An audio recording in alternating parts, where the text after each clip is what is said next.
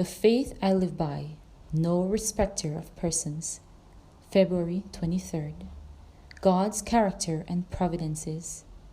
Then Peter opened his mouth and said, Of a truth I perceive that God is no respecter of persons, but in every nation he that feareth him, and worketh righteousness, is accepted with him. Acts chapter 10, verse 34 and 35. God is no respecter of persons.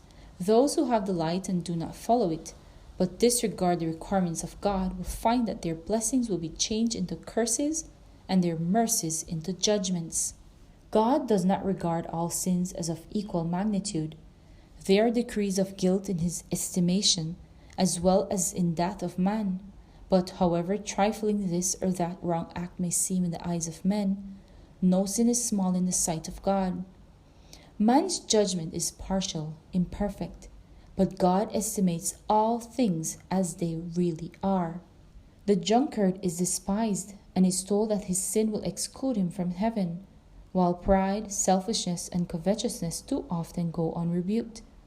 But these are sins that are especially offensive to God, for they are contrary to the benevolence of his character, to that unselfish love which is the very atmosphere of the unfallen universe. The exceeding sinfulness of sin can be estimated only in the light of the cross. When men urge that God is too good to cast off the sinner, let them look to Calvary.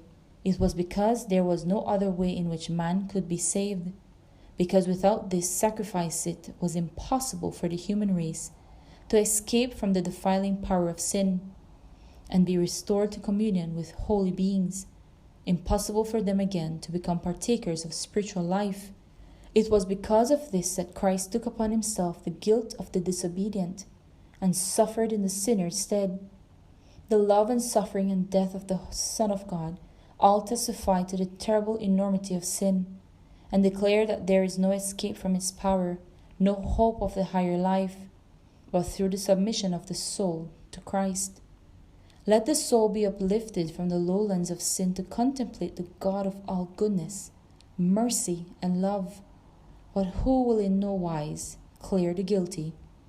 A devotional by Ellen G. White, The Faith I Live By. May God bless you today and always. Maranatha.